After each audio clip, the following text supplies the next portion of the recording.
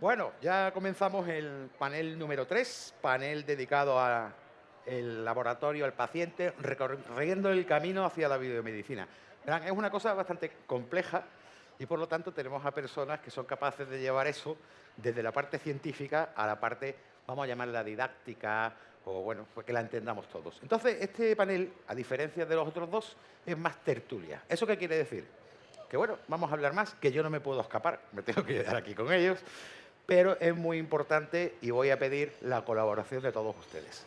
En el sentido de que queremos que sea una tertulia también con ustedes, de forma que una vez que los presente, una vez que ellos también introduzcan un poquito el tema, vamos a comenzar ya a hablar con preguntas y con todo esto. Yo tengo un montón de preguntas que hacerles, pero si ustedes tienen algo que preguntar, lo único que tienen que hacer es levantar la mano y nuestros compañeros estarán pendientes para que le puedan acercar el micrófono.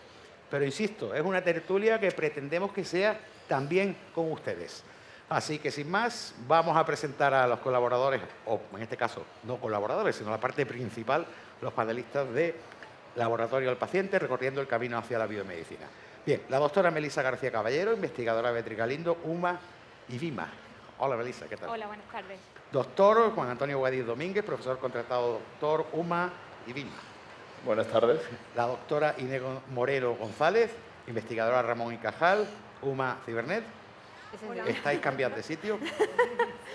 La doctora Elisa Matarricos, Sí, sí. Matarrico, investigadora Ramón y Cajal, UMA y VIMA. Y Hola, la buenas doctora tardes. Adrián Ruiz Villalba, el doctor Adrián Ruiz Villalba. Es que os habéis cambiado de sitio. Buenas tardes. Yo os pediría que os cambiarais porque para la rotulación Pero no va a ser venía mucho así, más ¿eh? fácil. De acuerdo, bueno, pues sabiendo que ella es Inés y ella es Elisa, vamos a comenzar. Melisa, comenzamos contigo. A ver, ¿qué pasa con la biomedicina y el desarrollo? Si quieres estar sentada, sentada ¿Sí? o de pie, a tu gusto. Venga, me quedo por ¿Qué aquí. pasa con este tema? ¿Por qué no nos hace una pequeña introducción para que ahora sepamos de qué conversar contigo? Vale. Buenas tardes a todos y bienvenidos. Os voy a explicar muy brevemente cuál ha sido mi trayectoria académica. Yo realicé la tesis doctoral en el Departamento de Biología Molecular y Bioquímica de la Universidad de Málaga. Después he estado realizando una estancia en el extranjero, concretamente en Bélgica, y posteriormente me reincorporé al mismo departamento, donde actualmente y desde 2020, final de 2020, soy profesora e investigadora. Y nuestra línea de investigación se centra en identificar y estudiar esa vasculatura, los vasos sanguíneos y vasos linfáticos que se encuentran en el microambiente tumoral. ¿Por qué estudiamos estos vasos sanguíneos? Pues estos vasos sanguíneos y linfáticos son muy importantes porque, además de aportar nutrientes a un tumor que está creciendo, también constituyen esas vías por las que las células tumorales pueden invadir y pueden llegar a órganos muy distantes. Cuando esto ocurre, como muchos de vosotros sabréis, se da o tiene lugar un proceso que se denomina metástasis y que, por desgracia, es al final el que en la mayoría de los casos pues, termina con la vida del paciente oncológico. Esta es nuestra pregunta fundamental. Queremos conocer un poquito mejor qué pasa con estas células que reciben el nombre de células endoteliales, porque conociendo un poquito mejor estas células podemos identificar moléculas, genes, proteínas que tienen una implicación importante en ese desarrollo vascular. Y con ello, pues poder desarrollar fármacos capaces de bloquear, de inhibir este proceso de formación de vasos para que así pues, evitar el siguiente paso que, como os contaba, pues, tiene un final mucho más drástico, que culmina en la mayoría de los casos con la muerte del paciente. Y bueno, estamos abiertos a cualquier pregunta. Doy paso ahora a mi compañero. Correcto, ahora le toca el turno al doctor Juan Antonio Guadix Domínguez, como me he dicho antes, profesor contratado, doctor UMA y VIMA. Hola, buenas tardes a todos. En mi caso, pues yo hice la tesis doctoral en el Departamento de Biología Animal, también de la Universidad de Málaga, y mi tesis doctoral se desarrolló en el estudio del desarrollo cardiovascular en vertebrados y especialmente en una capa de células que es el epicardio, que es la capa externa que rodea el corazón. Una vez que terminé la tesis doctoral, empecé a trabajar en el Hospital Carlos Saya, en la unidad de producción celular, en la cual se pretendía o pretendíamos, a partir de células madre mesenquimales de pacientes, diferenciar estos tipos de células hacia distintos linajes que pudieran ayudar a curar de alguna forma enfermedades que tuvieran determinados pacientes. Después de esto me fui al extranjero como mi compañera, estuve viviendo en Holanda con una beca Marie Curie y allí me especialicé en la diferenciación de células madres pluripotentes, tanto células madres inducidas, que luego, si llega el caso, lo explicaremos, como células madre embrionarias, hacia la diferenciación de distintos progenitores y tipos especiales de células que podemos encontrar en el corazón. Tras esta experiencia postdoctoral, volví a la Universidad de Málaga y desde hace ya un par de años soy profesor contratado doctor en el departamento y mis líneas de investigación versan fundamentalmente en el estudio de la regeneración o reparación cardiovascular tras producirse un problema cardíaco. Una de mis líneas principales es focalizar y centrarnos en el estudio de cómo estas células madre, tanto adultas como embrionarias o inducidas, podemos llevarlas hacia el tipo celular que pretendemos para intentar ver cómo estos tipos celulares, una vez que se han diferenciado desde el propio paciente o desde una persona sana, pueden intentar reparar o curar enfermedades que tenemos. Así que luego os invito a que podáis hacer preguntas y podamos seguir discutiendo el tema. Gracias. Perfecto. Toca el turno a la doctora Inés Moreno González. Hola a todos, yo soy la doctora Inés Moreno del Departamento de Biología Celular de la Universidad de Málaga y soy investigadora Ramón y Cajal. Como mis compañeros también me doctoré en la Universidad de Málaga y después de sacar el doctorado pues estuve también en el extranjero. En mi caso estuve en Houston, en Texas, donde estuve trabajando durante unos 10 años en investigar factores de riesgo y terapias que pudieran servir para tratar la enfermedad de Alzheimer. Así que los últimos 20 años de mi vida profesional como investigadora hemos estado intentando estudiar por qué se produce la enfermedad de Alzheimer, cuáles son esos factores que hacen que unas personas lo desarrollen y otras personas no, y además el desarrollo de terapias que puedan ayudar en el futuro a prevenir la enfermedad o a personas que ya tienen la enfermedad poderlas curar. Para eso usamos diferentes modelos que también podemos hablar después de cuáles son, cómo podemos estudiar esa enfermedad que es de personas de edad avanzada y que no podemos evidentemente estudiar en personas, en humanos, cómo lo estudiamos en el laboratorio para poder, como digo, encontrar o intentar encontrar curas para la enfermedad. Y actualmente pues seguimos con esa batalla en el laboratorio y si tenemos tiempo pues podéis preguntar lo que queráis de cómo podemos estudiar esas enfermedades como pueden ser el Parkinson, el Alzheimer o cualquier otra demencia en el laboratorio antes de poder traspasar eso a los humanos. Gracias. Gracias. Bueno, doctora Elisa Matarrico, investigadora Ramón y Cajal de UMIT.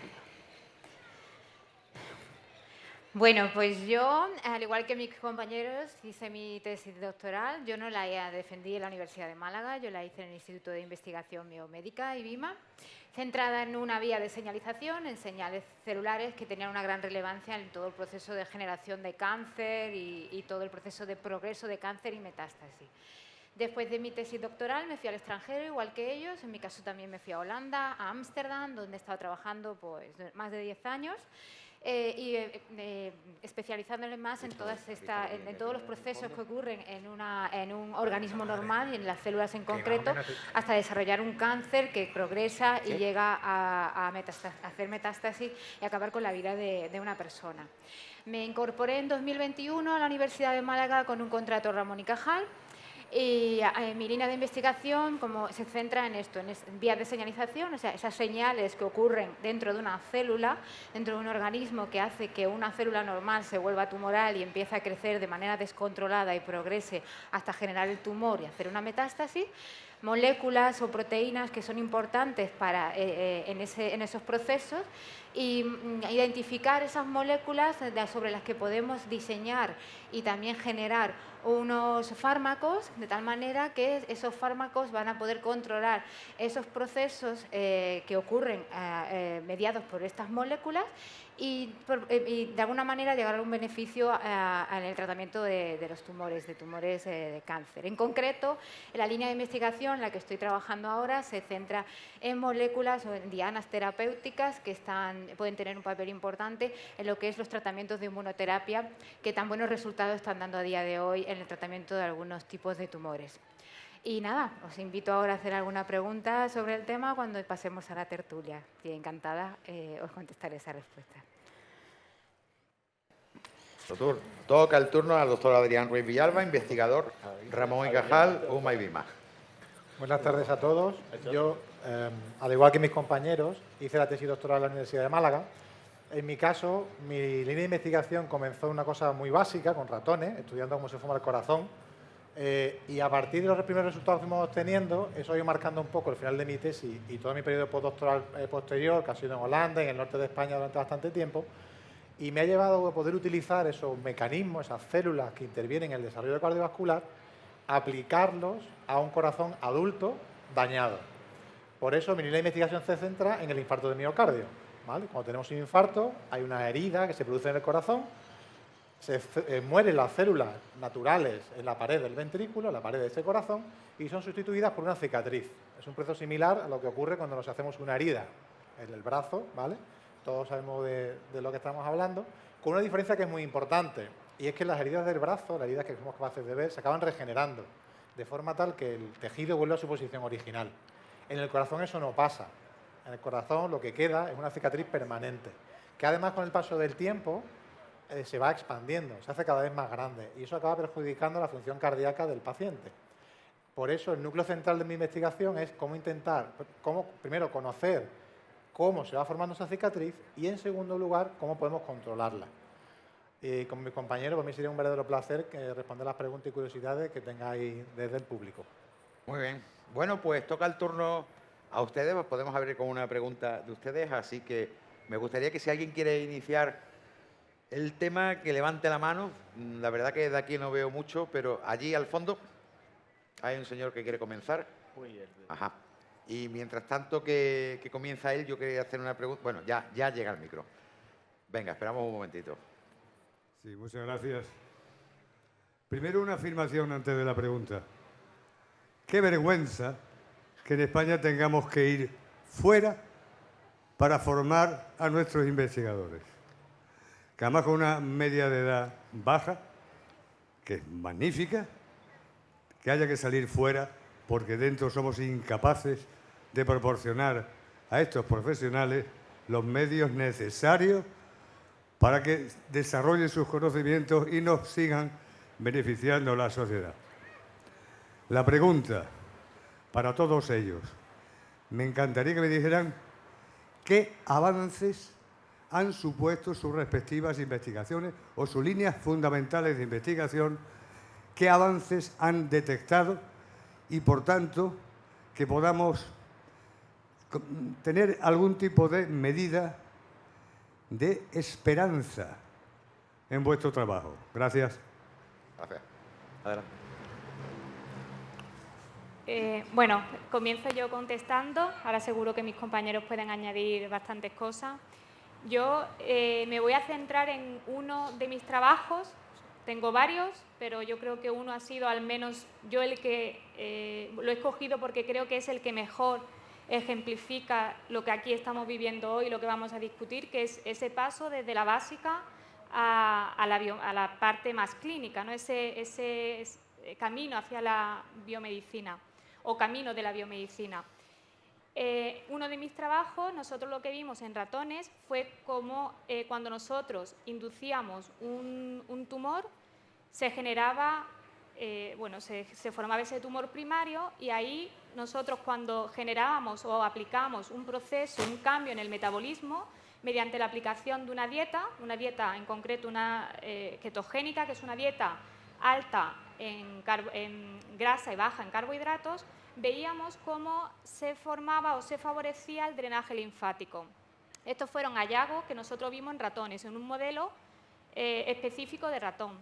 Entonces, estos resultados, una vez que los publicamos, pues los médicos empezaron a contactarnos para ver si eso tenía alguna aplicación al humano como tal. Y pues entablando conversación con clínicos, con oncólogos, con endocrinos, establecimos esa dieta ketogénica en pacientes que habían desarrollado cáncer de mama y a los que le habían extirpado el ganglio centinela, que es el primer ganglio al que drena esas células tumorales. Actualmente ese ensayo lo iniciamos en 2019 y bueno, pues está dando resultados bastante positivos, personas a las que se le habían extirpado ese ganglio y que como consecuencia desarrollan linfadema, es decir, esa acumulación de linfa en las extremidades superiores, pues están actualmente con esa dieta y se ha visto que se favorece el drenaje linfático y que por tanto pues, bueno, pues son pacientes que se han curado del cáncer pero han tenido una consecuencia añadida, como sería lo que supone esa extirpación quirúrgica del ganglio. Y con esta dieta, pues la verdad que están mejorando bastante. Entonces yo, este es el caso que, bueno, en el que he visto, ¿no?, lo que estamos discutiendo justo aquí esta tarde, que es ese paso de la básica a la clínica. ¿Alguno más quiere exponer cuál considera? Adelante. A mí me gustaría, antes de nada, puntualizar el comentario que ha tenido el caballero, porque creo que también tenemos que cambiar un poco ese punto de vista. El irnos al extranjero no es malo para nosotros. Yo no sé el resto de mis compañeros, pero para mí ha sido una de las experiencias mejores en mi vida personal y profesional y, de hecho, invito a toda la gente que se dedica a ciencia que investigue en otros centros de investigación, en otros países, que vean cómo se hacen las cosas en otros sitios, porque eso es enriquecernos. Distinto, y podríamos hablar un debate largo y tendido sobre ello, es que después no tengamos la posibilidad de retornar o fondos, pero no el tema de formarnos. La formación es internacional, tendría que ser global y creo que en este punto en el que estamos hoy en día, el poder formarnos distintos investigadores a nivel internacional y poder intercambiar ideas es crucial para poder seguir avanzando en nuestro campo, fundamentalmente la biomedicina. Sobre el segundo punto, me gustaría simplemente decir que, por ejemplo, en mi campo, en mi caso, una de las investigaciones en la que me siento más orgulloso fue que en mi etapa postdoctoral en Holanda fui capaz de desarrollar un nuevo protocolo por el cual, a partir de células madre, podíamos diferenciar estas células pluripotentes, estas células que tienen la capacidad de dar lugar a muchísimos tipos celulares, hacia un tipo específico de célula, que son las células del linaje epicárdico, que en un principio se pensaba que solamente servían para recubrir o dar sostén al corazón y que después se ha visto que son células muy importantes que intervienen en la proliferación, en el mantenimiento fisiológico del corazón y en la formación que da lugar a muchísimos tipos celulares en el corazón. Por lo tanto, desde el punto de vista biomédico, desde el punto de vista de la investigación, el aporte que yo desarrollé con la diferenciación hacia este tipo celular in vitro en el laboratorio ha podido abrir un gran campo de investigación a nivel internacional. De hecho, ahora mismo más de 20 grupos en todo el mundo están trabajando con mi protocolo para ver cómo esas células pueden interaccionar con otras células del corazón para poder regenerar el corazón en daño tras un infarto o tras una isquemia o algo así.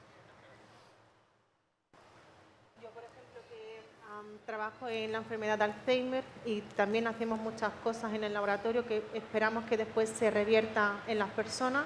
Pues, por ejemplo, una de las últimas cosas que estamos haciendo es investigar si la depresión en sí es un síntoma simplemente, como se considera a día de hoy, de pacientes que tienen la enfermedad de Alzheimer, o de hecho sufrir una depresión durante la etapa adulta durante mucho tiempo, una depresión de tipo clínica, puede de hecho poner a una persona en mayor riesgo de padecer la enfermedad de Alzheimer. Es algo que, por ejemplo, en personas no se puede hacer. Nosotros lo hemos hecho en el laboratorio y vemos que en aquellos ratones que están bajo presión, que sienten estrés, que sienten ansiedad y que finalmente tienen un cuadro similar a una persona que está en una etapa depresiva durante mucho tiempo, finalmente esos animales terminan desarrollando la enfermedad de Alzheimer de forma más acelerada que aquellos que tienen una vida mucho más tranquila. Y eso, si nosotros después lo queremos pasar a nuestra vida cotidiana, pues vemos de hecho que el hecho de sufrir una depresión clínica durante mucho tiempo en nuestra etapa adulta al final debería poderse considerar como un factor de riesgo para la enfermedad de Alzheimer, y un tratamiento de esa depresión, que normalmente, de hecho, las depresiones, a menos que sean clínicas, no se suelen tratar, podríamos estar frente a una forma de poder evitar uno de esos factores o uno de esos riesgos que finalmente nos podría desencadenar desarrollar una demencia. En mi caso, como he comentado antes, mi línea de investigación se centra en identificar moléculas, proteínas que tengan un papel relevante en lo que es el proceso de formación del tumor y progresión del tumor.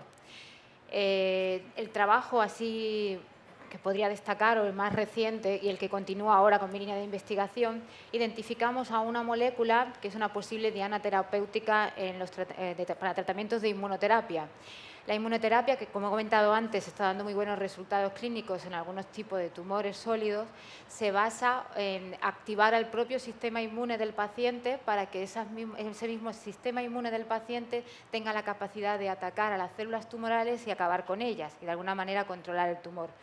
En este trabajo hemos identificado a una molécula, a una proteína, que lo que hace, al estar presente ahí en ese tumor, impedir que ese sistema inmune pueda atacar esas células tumorales. De tal manera que si desarrollamos una molécula que pueda inhibir el efecto de esta proteína, vamos a activar o vamos a dejar que ese sistema inmune, esas defensas, puedan atacar a las células tumorales y de alguna manera acabar con el tumor.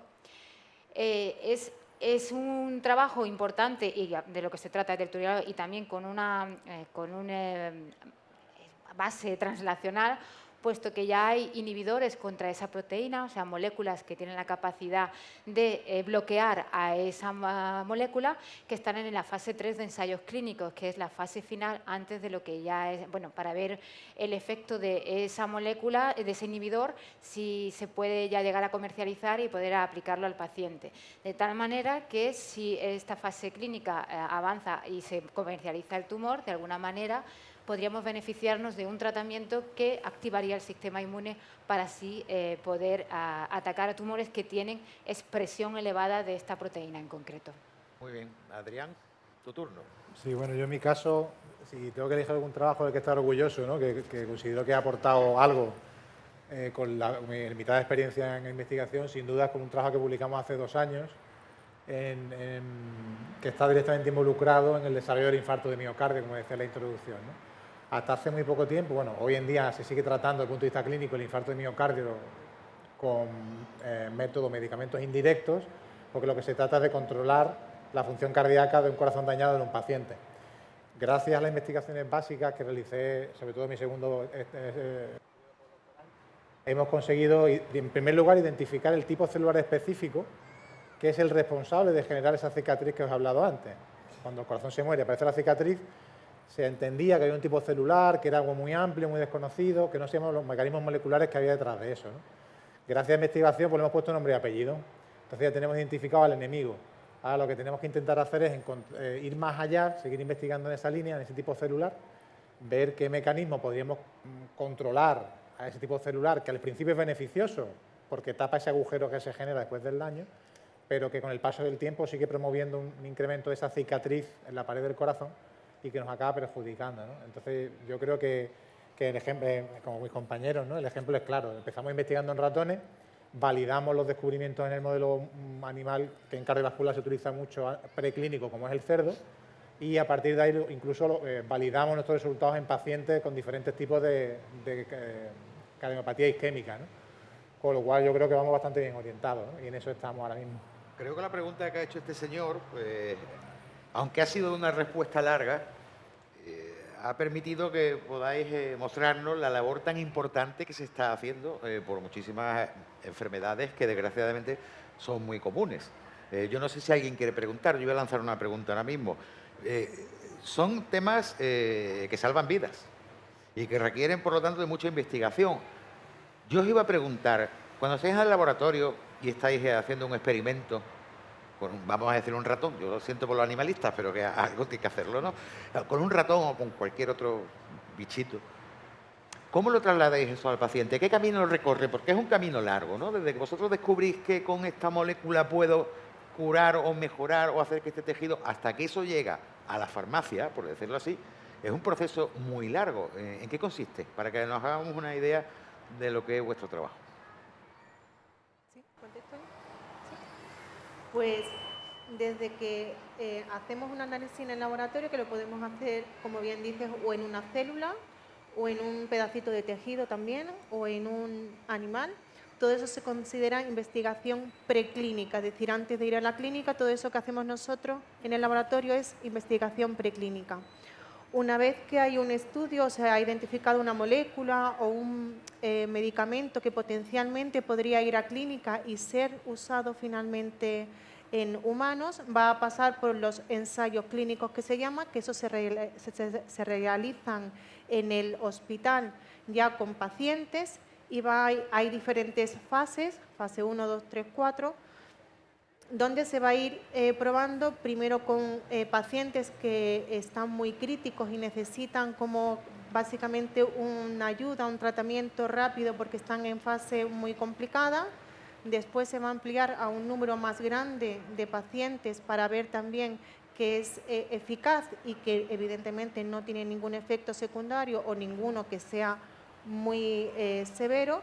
Y finalmente vendría una fase donde se va a poder administrar a todas las personas y finalmente después se ve en una última fase, que es la cuarta fase, cuántas de estas personas han tomado el medicamento, en cuántas ha sido eficaz el medicamento y qué efectos secundarios, si es que los hay, se han podido observar y con eso después de hecho es como se redactan los prospectos en donde se ve pues cuáles son los posibles efectos secundarios que puede tener una medicación, por ejemplo.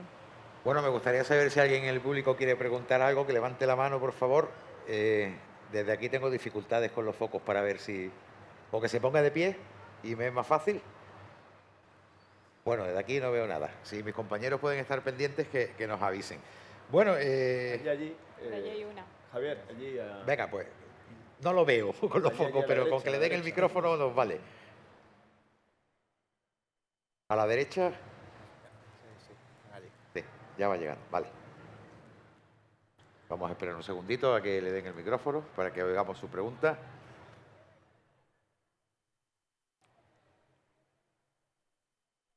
Creo que ya. Hola. Hola. Adelante.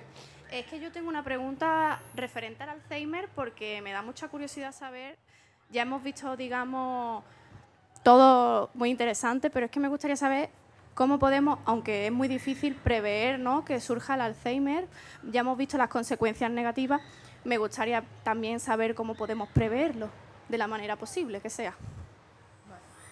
Pues vas a deber directamente.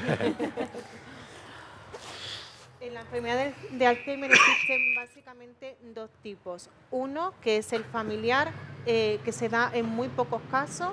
Tenemos que pensar que el Alzheimer familiar afecta solo al 1% de todas las personas que padecen Alzheimer y el resto del 99% de pacientes que tienen Alzheimer se llama Alzheimer esporádico. Significa que no sabemos por qué pasa. Y eso es el gran problema que tenemos para prevenir la enfermedad, que no sabemos cuáles son los motivos. Lo único que podemos saber son qué factores de riesgo existen para poder evitar esos factores de riesgo. Hay algunos genéticos que evidentemente a día de hoy no los podemos evitar y hay otros que sí. Muchas de las cosas que hemos hablado aquí esta tarde y en otros paneles han indicado que, por ejemplo, tener una buena alimentación, se sabe que la dieta mediterránea puede no evitar, pero al menos relantecer o pausar un poco el avance de la enfermedad. Hacer ejercicio físico, sobre todo de tipo cardíaco, no hace falta matarse en el gimnasio, pero sí por lo menos 30 minutos de cardio todos los días. Se ha visto que es eficiente, incluso en personas que ya tienen la enfermedad de Alzheimer, mejora mucho su capacidad cognitiva. Evitar daños directos en el cerebro, como pueden ser golpes directos o ingesta de tóxicos, alcohol, tabaco, cualquier otro tipo de esas cosas. Y sobre todo la interacción social, como se hablaba antes, favorece mucho que nuestro cerebro esté activo y tenga menos riesgo de padecer un daño cognitivo. Bien, gracias. ¿Alguna pregunta más que yo pueda ver por aquí? Lo veo. Bueno, estaremos pendientes. Bien, dentro de los distintos niveles de investigaciones que hay en todo este sector, ¿creéis que precisamente vuestro campo de la investigación básica, vamos a hablar de empezar desde abajo, está reconocido? Eso es genéricamente la pregunta, reconocido en muchos aspectos. Bueno, yo creo que el COVID ha hecho mucho daño, pero si algo ha tenido de bueno es que la gente se ha dado cuenta de lo importante que es la investigación básica en primera mano, ¿no? Porque todo el mundo cuando va al hospital a que le pongan un fármaco, o todo el mundo cuando se toma una pastilla porque le duele la cabeza, o porque siempre toda esa medicación ha tenido una investigación básica en la que se ha sustentado ese conocimiento. Pero la gente no es realmente, en muchos casos, consciente de ello. Es verdad que el COVID necesitábamos una respuesta, necesitábamos una cura, necesitamos ya. Por lo tanto, ahí sí que ha habido un poco más de apertura de mente en la cual la gente ha podido apreciar el trabajo que hacemos los investigadores básicos cuando tenemos que poner las pilas también, pero todo eso tiene que ir acompañado de una buena financiación. Y al final esto es... Ya sabía yo que eso iba a salir al final. Pero bueno, yo lo que quería hacer alusión también es que precisamente la idea de la Noche Europea de los Investigadores es para que ustedes le pongan cara a esas personas que están encerradas literalmente en un laboratorio buscando cómo solucionar un problema grave como es una enfermedad, un Alzheimer, que sabía que iba a salir alguna pregunta del Alzheimer porque desgraciadamente hay muchísimas personas que lo padecen y es algo terrible, hay problemas cardiovasculares y fíjense, son personas como nosotros que tienen su vida social, que tienen su familia y que no son tan raros, que ese es otro de los aspectos. Bueno, piensa todo el mundo que los científicos son todos antipáticos y que no hablan, se expresan y demás. Entonces están esperando que ustedes hagan otra pregunta. Ya nos queda poquito tiempo y queremos pues intentar finalizar con alguna pregunta del público. Así que si alguno quiere preguntar aquí adelante, por favor. Aquí delante tenemos... Venga, van a por el micrófono. Entonces, bueno, mientras que le dan el micro, lo que yo quería decir que precisamente el objetivo de Hablando se entiende la ciencia, que es que entendamos el lenguaje que emplean ellos y lo que están haciendo de una forma llana, también es que le pongamos cara. Esa es la idea. Entonces... por eso era mi pregunta. El tema financiación, bueno, podemos obviarlo ahora mismo y vamos a pasar paso a la pregunta de este señor. Buenas noches. Buenas noches. Buenas noches. Lo primero, agradeceros un montón el hecho, la labor social que estáis haciendo de cara a esta sociedad que está tan desmejorada y que aportáis mucho. Y otra cosa que os diría yo es que en vuestras especialidades, no sé si sabéis que tenéis los mejores expedientes académicos de nuestros estudiantes, de nuestros niños.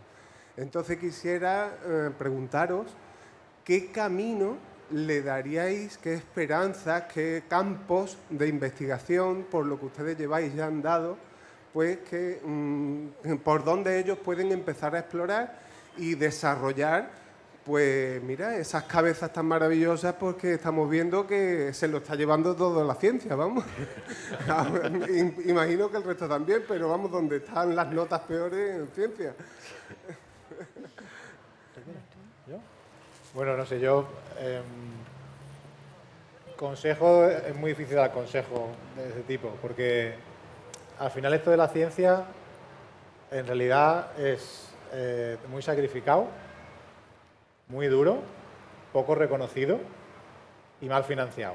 Entonces, con esto no quiero espantar a nadie de la ciencia, pero lo que tiene que tener claro es que todas esas 4 cosas negativas quedan superadas con creces por lo bien que te lo pasas trabajando. Quiero decir, el ir a trabajar y que te tengan que echar de tu trabajo para volver a casa, no porque en tu casa te espera algo malo, de hecho, por ahí está la mía y espero que esto no me repercuta después, ¿no? Sino que te gusta tanto lo que haces, te sale de los poros, que es que no hay ningún trabajo que te dé esa gratificación, ni siquiera económica. Quiero decir, es que te lo pasas muy bien. Y además tienes la certeza, sobre todo a lo que nos dedicamos nosotros los 5, de que lo que tú haces aporta algo. Mueve esos límites tan difíciles, ¿no? que es la investigación básica y que al final es el límite del conocimiento, ¿no? Entonces, como consejo, que si alguien lo tiene muy claro, no escuche ni vea ejemplos que tiene alrededor, porque la mayoría por azar va a encontrarse gente que lo está pasando mal y le va a decir, métete a notario, ¿vale? Pero si le gusta de verdad esto, le va a salir y que se pelee con lo que tenga que pelear, se tenga que ir fuera, porque yo estoy de acuerdo con Juan Antonio, es una experiencia maravillosa, profesional y personal. Le va a reportar mucho, vas a crecer como en ningún otro ámbito. Y si al final, oye, no te estabilizas, que no es tan fácil estabilizarse a la vuelta, ¿no? Que es lo que se supone que sueña todo el mundo, ¿no? Cuando llegas al final y tienes que irte a otra cosa, es que lo has disfrutado. Y eso vale mucho. Esa es mi opinión. Yo puntualizaría una cosita más, que es que tienes que dedicarte a aquello que te apasiona. Eso es fundamental, porque todos los trabajos son duros. Este trabajo, como bien ha dicho mi compañero, tiene unos hándicaps aparte, extras, ¿no? Pero si haces lo que te gusta y crees que lo haces por un fin, todo es mucho más fácil. Por lo tanto, en mi promoción de cuando estudié biología estaba la número 1 de Andalucía, de selectividad de Andalucía, y luego había gente como yo que aprobábamos, no destacábamos ni por arriba ni por abajo, pero que sí tenía muy claro que me quería dedicar a esto y que quería darlo todo por esto. Y a mí lo que me ha llevado a conseguir lo que he conseguido, no sé si es mucho o poco, es mi pasión. Y yo lo único que digo es que aquella persona que tenga pasión por lo que hace, que luche por esa pasión, porque siempre llegará a un fin. ¿Había otra pregunta más, creo, por ahí? Sí. Sí, pues yo me voy a animar también, voy a hacer mi pregunta. Buenas noches. Mira, me dirijo directamente a la doctora... Pégase un poquito más el micrófono. A la doctora Inés y a la doctora Matarrico. A ver, Matarrico, usted estudia proteínas, genes, me equivoco, moléculas. La doctora Inés, el Alzheimer. ¿Os conectáis? ¿Sois equipos interdisciplinares? Porque yo supongo que los avances que puedas encontrar, Inés, pues a lo mejor se complementan con otros avances. Me gustaría entenderlo. Y yo, por ejemplo, como docente, ¿no? En las aulas, la inclusión. Tenemos alumnos con dificultades, el espectro autista. Me planteo, ¿se conecta también sus estudios de deterioro cognitivo a aquellos genes que puedan estar influyendo? Es que me apasionaría, pues eso, encontrar esa respuesta de por qué está pasando. Nos enfocamos a lo mejor en los mayores, ¿no? Pero en estos chicos pequeños, ¿qué está pasando en ese ámbito del espectro autista? Hay que estudiar mucho ahí. Lo estamos viendo cada vez más frecuente en las aulas. Y me pregunto eso, ¿cómo podéis conectar las líneas de investigación? Porque es que entiendo que tiene que ser fundamental. Bueno, yo no lo he comentado al principio, pero claro, cuando estás estudiando genes, moléculas, vías de señalización, en mi caso ahora estoy trabajando en cáncer, pero esas moléculas, esas vías de señalización o esos genes no están solo implicados en cáncer. Yo mi tesis doctoral, de hecho, lo hice en una vía de señalización que tenía un papel importante en lo que era la génesis de neuronas nuevas en el cerebro. Entonces yo hice la tesis de neurociencia y luego giré a cáncer, pero seguí trabajando en la misma línea de investigación. Quiero decir, o sea, esa línea de investigación se ve que es importante a nivel de generar nuevas neuronas en el cerebro adulto, por lo tanto también tiene una implicación ahí en lo que son enfermedades neurodegenerativas donde hay una pérdida de neuronas. Y por otro lado, esa vía de señalización también juega un papel fundamental en todo el proceso de oncogénesis y todo el proceso de lo que es formación de tumores, migración y metástasis. Por lo tanto, ahí siempre va a estar conectado. Claro, si encuentras una diana terapéutica que puede ser beneficiosa para cáncer, también va a ser beneficiosa para alguna enfermedad neurodegenerativa donde esa vía de señalización tenga un papel importante y relevante. Entonces, eso siempre va a estar conectado.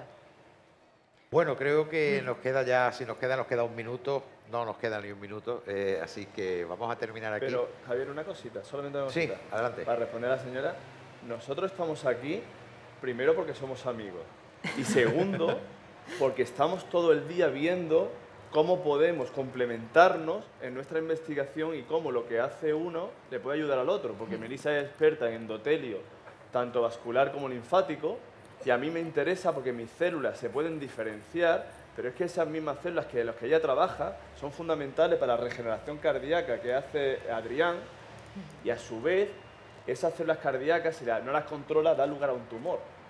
Y estamos totalmente conectados, por eso quería que al final todo lo que hacemos, aunque parezca que hagamos diferente, todos buscamos lo mismo, ¿no? Que es la mejora del paciente. Y esa conexión que hacen ellos al final resulta en un medicamento que nos salva la vida a los demás, que es lo importante y la conclusión que creo que podemos sacar de aquí. Así que yo daría las gracias por esa labor. Aparte de la participación aquí en Hablando de la Ciencia, yo creo que lo más importante es vuestro trabajo y lo que estáis haciendo, pues, al fin y al cabo, para todos nosotros. Así que muchísimas gracias. Y bueno, vamos a seguir con Hablando se entiende la ciencia y vamos a otro panel que también está en la línea. Así que un aplauso para ellos.